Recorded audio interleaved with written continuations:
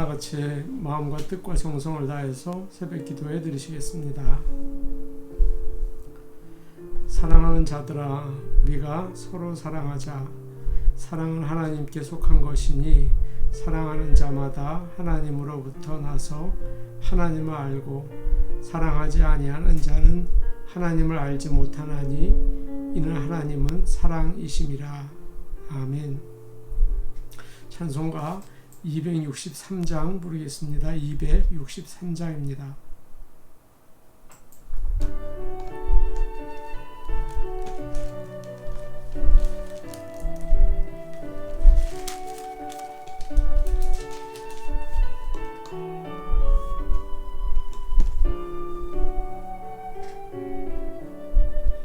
이 세상 험하고 나 비록 약하나 늘 기도 힘쓰면 큰 권능 얻겠네.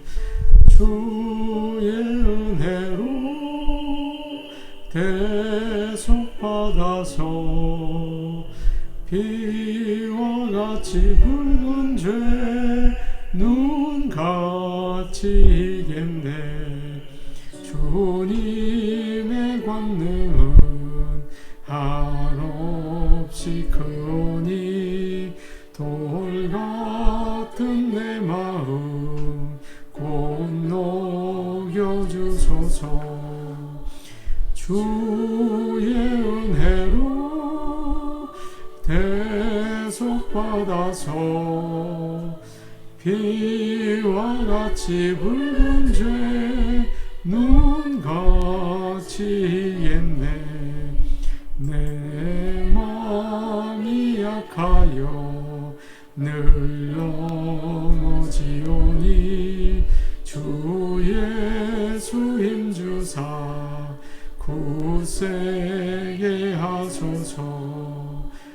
주의 은혜로 대속받아서 비와 같이 붉은 죄 눈같이 이겠네. 내 사함받은 후 새 사람 되어서 주 앞에 서는 날 늘 찬송하겠네. 주의 은혜로 대속받아서 비와 같이 붉은 죄 눈같이 이겠네. 아멘.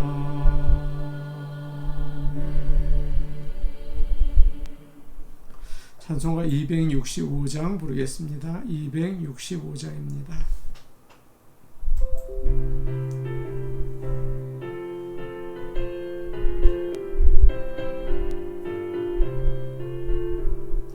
주 십자가를 지심으로 죄인을 구속하셨으니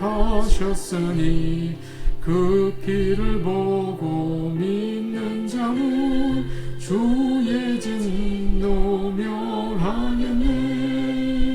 내가 그 피를 유월절 그 양의 피를 볼 때에 내가 널 넘어서 가리라. 흉악한 죄인 괴수라도 예수는 능히 구원하네. 온몸을 피에 담글 때에 주님의 진노 면하겠네. 내가 그 피를 유월절 그 양의 피를 볼 때에 내가 널 넘어서 가리라.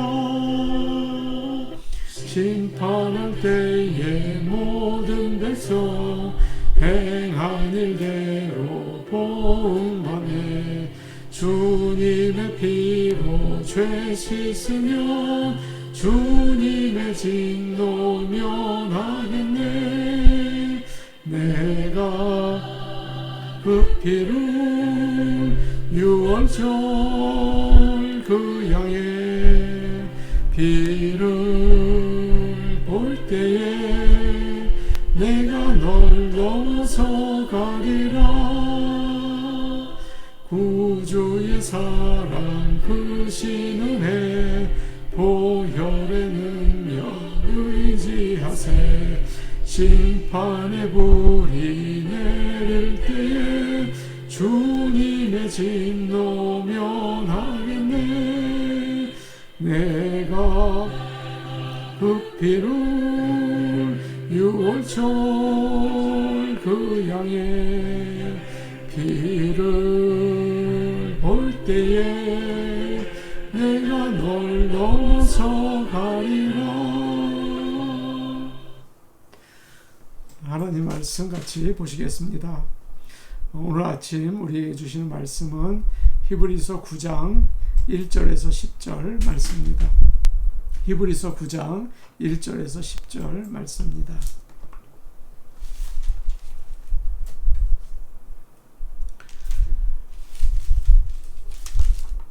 제가 가지고 있는 성경, 신약 성경 361페이지에 있습니다. 히브리서 9장 1절에서 10절 말씀입니다. 이 말씀을 저희가 한 목소리로 같이 읽겠습니다. 첫 언약에도 섬기는 예법과 세상에 속한 성소가 있더라. 예비한 첫 장막이 있고 그 안에 등잔대와 상과 진설병이 있으니 이는 성소라 일컫고, 또 둘째 휘장 뒤에 있는 장막을 지성소라 일컫나니 금향로와 사면을 금으로 싼 언약궤가 있고 그 안에 만나를 담은 금항아리와 아론의 쌍난 지팡이와 언약의 돌판들이 있고 그 위에 속죄소를 덮는 영광의 그룹들이 있으니 이것들에 관하여는 이제 낱낱이 말할 수 없노라.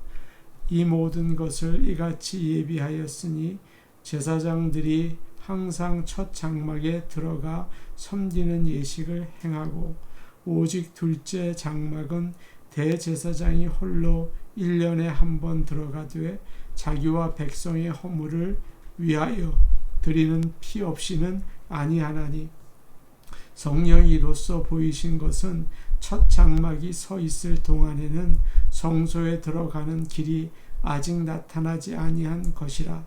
이 장막은 현재까지의 비유니 이에 따라 드리는 예물과 제사는 섬기는 자를 그 양심상 온전하게 할 수 없나니, 이런 것은 먹고 마시는 것과 여러 가지 씻는 것과 함께 육체의 예법일 뿐이며 개혁할 때까지 맡겨둔 것이니라.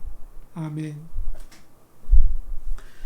오늘은 히브리서 9장의 말씀으로 오늘을 나누려고 합니다.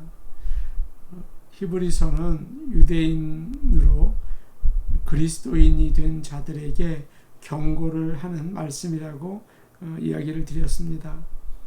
전에 믿던 유대교로 돌아가지 말라, 그런 경고의 말씀이죠. 그러면서 유대교에서 귀하다고 생각하는 것들과 예수 그리스도를 비교하고 있죠. 유대교인들이 높이 평가하는 천사, 또 레위 지파의 제사장들, 또 그들이 가지고 있는 율법, 이런 것들과 예수님과를 비교하고 있습니다. 비교도 할 수 없는 가장 위대하신 하나님의 아들이시다, 그것을 증거하고 있는 것이죠. 오늘 말씀 9장에서는 더 나아가서 이스라엘의 성막과 예수 그리스도를 비교합니다. 1절 말씀을 우리 함께 보도록 하겠습니다. 9장 1절입니다. 시작. 첫 언약에도 섬기는 예법과 세상에 속한 성소가 있더라. 하나님께서 첫 번째 언약을 주셨습니다. 하나님이 주신 것은 모든 것이 다 귀하죠. 하나님은 모세를 통해서 어떻게 이스라엘 백성이 하나님께 예배드리고 어디서 예배를 드려야 하는지 그 거룩한 장소를 정해 주셨습니다. 그러나 그것들은 이 땅에서 있는 것들이기 때문에, 이 땅에서 하는 것들이기 때문에 부족하고 또 임시적인 것이었죠. 하나님은 모세를 통해서 이스라엘 백성에게 장막을 만들라고 하셨습니다. 그리고 거기서 제사장들에게 제사를 드리게 하셨죠. 그렇기 때문에 장막은 구원의 상징입니다. 죄인들이 어떻게 용서를 받고 하나님께 나아갈 수 있는지를 이 장막을 통해서 보여주기 때문입니다.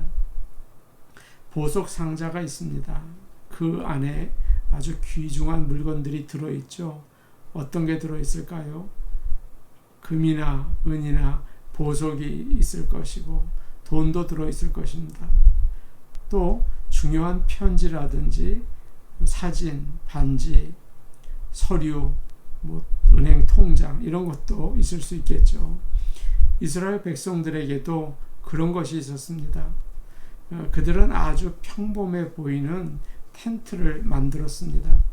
그것은 하나님께서 만들라고 명령하신 장막이었죠. 밖에서 보면 초라하고 또 귀중해 보이지 않지만 그 안에 들어가면 아주 귀중한 물건들이 있었습니다.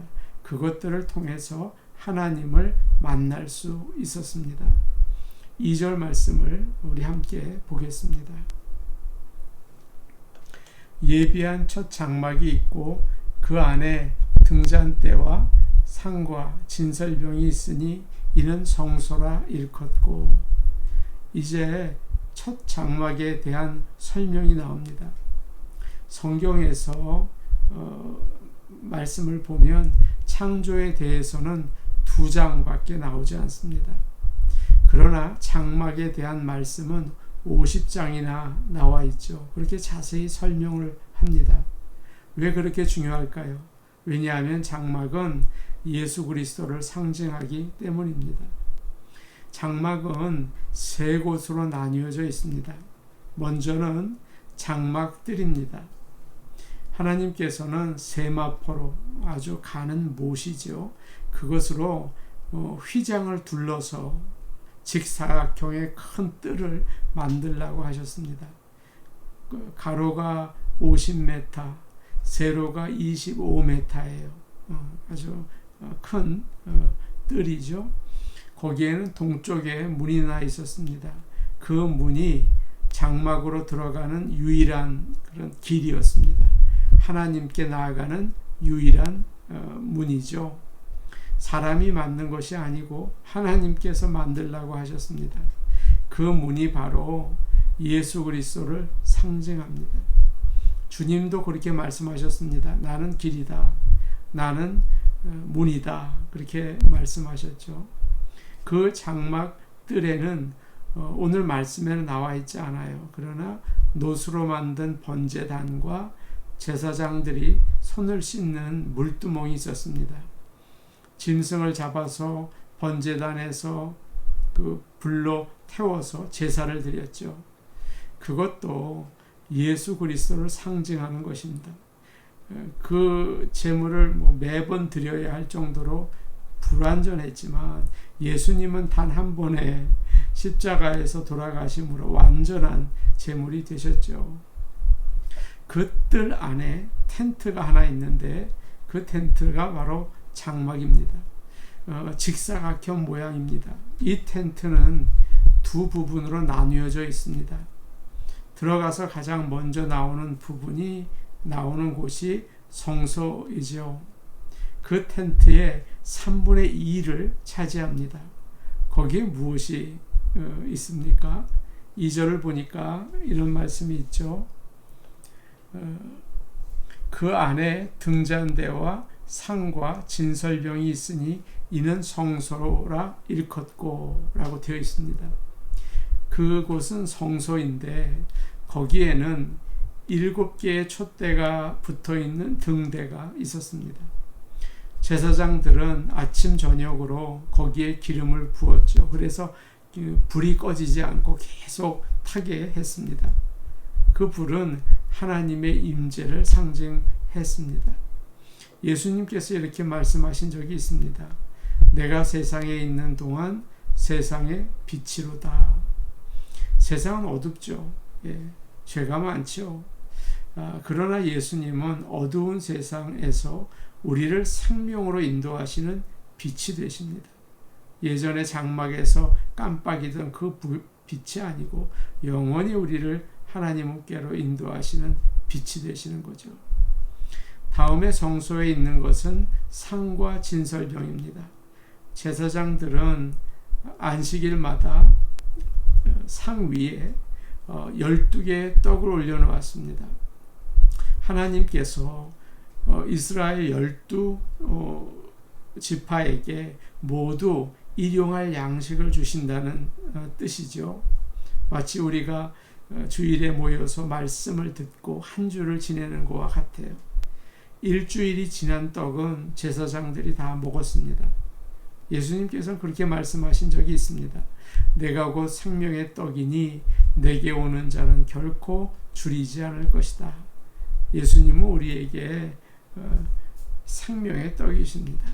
우리가 그에게 가까이 있을 때 생명을 얻고 영원한 구원을 얻게 되는 것입니다. 3절과 4절 말씀을 함께 보시겠습니다. 3절과 4절입니다. 시작.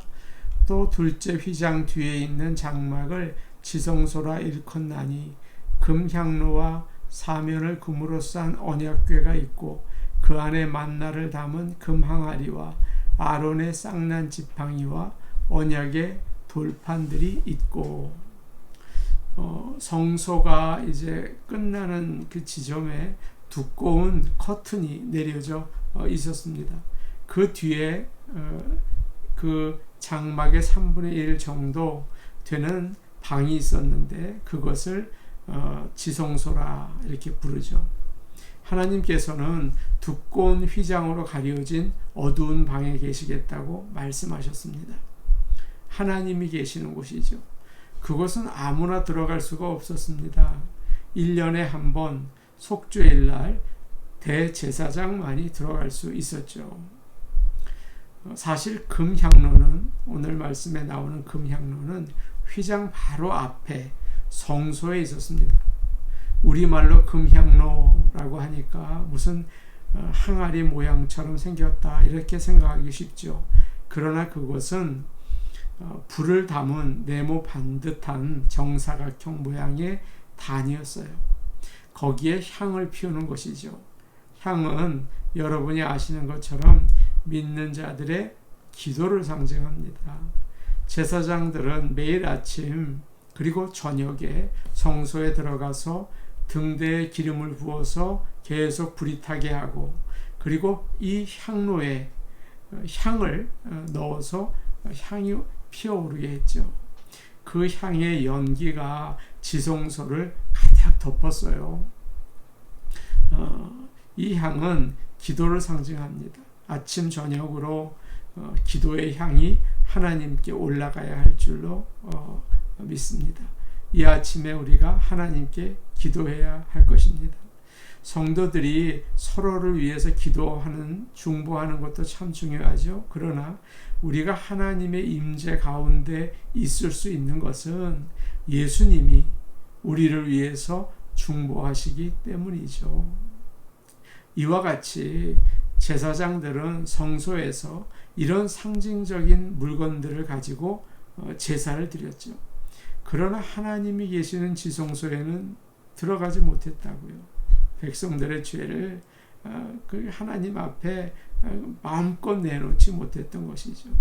그렇다면 하나님이 계시는 지성소에는 어떤 것들이 있었습니까? 4절 말씀을 보니까 이런 말씀이 있었죠. 사면을 금으로 싼 언약궤가 있고 그 안에 만나를 담은 금 항아리와 아론의 쌍난 지팡이와 언약의 돌판들이 있고, 5절 말씀 우리 한번 같이 읽어보겠습니다. 5절입니다. 시작. 그 위에 속죄소를 덮는 영광의 그룹들이 있으니 이것들에 관하여는 이제 낱낱이 말할 수 없노라. 지성소에는 언약궤가 있었습니다. 언약궤는 아주 작은, 크지 않았죠. 직사각형 모양의 관이었습니다. 길이가 1m 13cm, 그리고 넓이는 68cm, 그 정도였어요. 뚜껑이 있는데 그 뚜껑의 양쪽 끝에 그룹이라고 하는 천사들이 이쪽 저쪽에 둘이 서로 날개를 덮고 이렇게 날개로 그 뚜껑을 덮고 있었죠. 하나님께서 그곳에서 영광을 나타내시고 은혜를 베푸시고 죄를 용서해 주셨어요. 그래서 그곳을 가리켜서 죄를 용서하는 속죄소다, 그렇게 불렀죠. 이제 그 언약궤 안에는 모세가 하나님께 받은 십계명 돌판 2개, 그리고 광야에서 만나를 이제 먹은 것을 담은 그런 항아리, 아론의 쌍난 지팡이가 있었습니다. 이 언약궤는 예수 그리스도께서 하신 일을 상징하고 있습니다. 만나를 담은 금 항아리가 있었죠. 만나는 하나님이 광야에서 이스라엘 백성에게 생명을 주신 표시예요. 그것을 먹고 살지 않았습니까?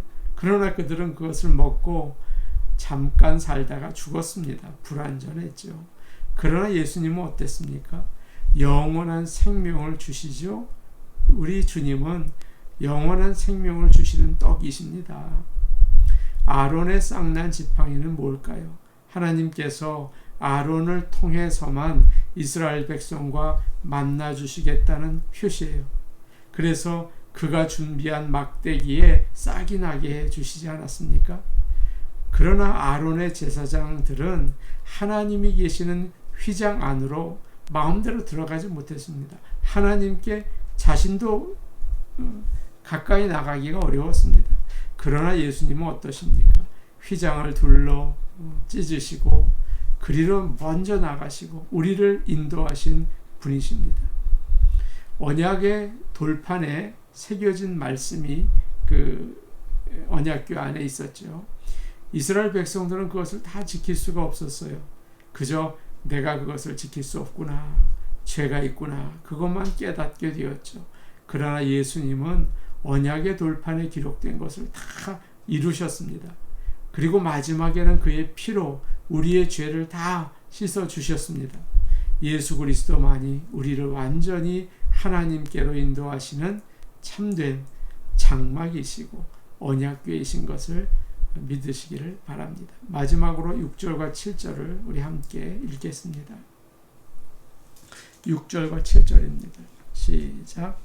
이 모든 것을 이같이 예비하였으니 제사장들이 항상 첫 장막에 들어가 섬기는 예식을 행하고 오직 둘째 장막은 대제사장이 홀로 1년에 한 번 들어가되 자기와 백성의 허물을 위하여 드리는 피 없이는 아니하나니.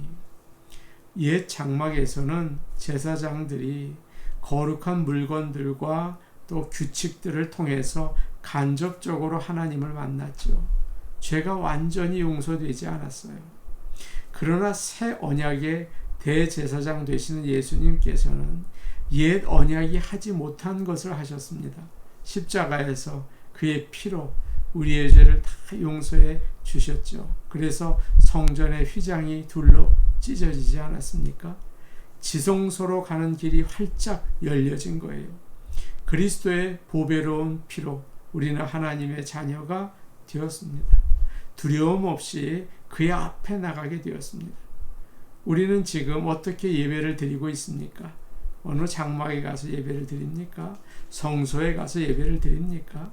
예배를 드리는 장소와 물건과 방법과 순서, 그런 것보다도 정말 예수 그리스도를 나의 구주로 믿고 성령의 도우심을 받아서 예배 드리시기를 바랍니다. 그때 하나님의 은혜를 누리게 되고 우리는 하나님이 계시는 지성소로 나가게 되고 하나님의 임재를 체험할 수 있는 것이죠. 그분의 놀라우신 하늘의 평화와 축복을 받아 누리는 복된 하루가 되시기를 간절히 축복합니다. 우리 같이 기도하시겠습니다. 예수님을 구주로 믿고 성령의 도우심을 받아서 예배드리는 삶을 살게 하여 주옵소서. 코로나로 인해서 우리는 어려운 시간을 지내고 있습니다. 답답하고 우울한 마음이 들 때가 참 많다고 해요. 코로나 블루라고 한다고 해요. 하나님께서 우리의 마음을 밝은 빛으로 비추어 주셔서 우리가 소망과 또 감사를 가지고 힘차게 살아나가게 도와 주옵소서. 우리 교회를 위해 기도하겠습니다. 영어 예배의 부흥을 위해서 기도하겠습니다. 새벽 기도와 또 목요 예배의 부흥을 위해서 또 기도해 주시기 바랍니다. 일주일에 한 번 예배를 드려서는 영적인 생활을 하기가 참 어려워요. 늘 하나님께 예배 드리는 것을 기뻐하는 그런 성도들 되게 하여 주옵소서. 우리 같이 기도하시겠습니다. 은혜로우신 아버지 하나님 감사합니다. 하나님 아버지, 예수님을 나의 구주로 믿고 아버지 하나님 성령의 도우심을 구하면서 예배드릴 수 있기를 원합니다. 어느 곳이나 주님과 함께하는 그런 성소가 되기를 원합니다. 어느 곳에서나 하나님을 만나는 하나님의 얼굴을 뵙는 역사가 있기를 소원합니다. 예수 그리스도의 십자가의 보혈 의지하여 아버지 하나님 앞에 나가기를 원합니다. 아버지 하나님 긍휼을 베풀어 주시고 예배의 자가 되게 하여 주시옵소서. 은혜로우신 아버지 하나님, 코로나로 인해서 육체와 마음조차도 아버지 어려움을 지내고 있습니다. 아버지여, 우리의 우울한 마음, 답답한 마음을 주여 깨끗하게 씻어주시고 맑은 마음, 강한 마음, 건강한 마음, 기쁜 마음으로 주여 바꾸어 주시기를 원하고 아버지 하나님께서 우리의 삶을 주장하여 주시기를 간절히 바라고 원합니다. 은혜로우신 아버지 하나님, 좋은 나무 교회를 위해 기도합니다. 영어 예배부의 부흥을 위해 기도합니다. 아버지 하나님, 우리 2세들 또 아버지 이 세상을 사는 젊은 청년들 영어 예배부에 참여할 수 있게 하시고 달려나오게 하시고 또한 영어 예배부의 말씀과 은혜가 넘치게 인도하여 주시옵소서. 은혜로우신 아버지 하나님, 우리가 드리는 새벽 예배와 또 목요 예배를 주님이 기억하여 주셔서 주일 예배뿐만 아니라 날마다 주님께 예배드리는 가운데 영적으로 깨어있고 주님 믿음의 생활하게 하여 주시옵소서. 아버지 하나님, 감사와 영광을 올려드립니다. 예수님의 이름으로 기도하옵나이다. 아멘. 아버지 하나님, 우리가 늘 예배드리는 삶을 살기 원합니다. 늘 하나님과 동행하는 삶을 살기 원합니다. 예배자 되게 하여 주옵소서. 예수를 나의 구주 삼고 성령과 아버지 피로써 거듭난 역사를 통하여 주님 앞에 날마다 나가며 하나님의 사람으로 살아가게 하여 주시옵소서. 예배를 주님 받아 주시옵소서. 예수님의 이름으로 기도하옵나이다. 아멘. 우리의 예배가 풍성하게 원합니다. 오늘도 예배 드리는 귀한 하루가 되시기 원합니다. 개인 기도 하시겠습니다.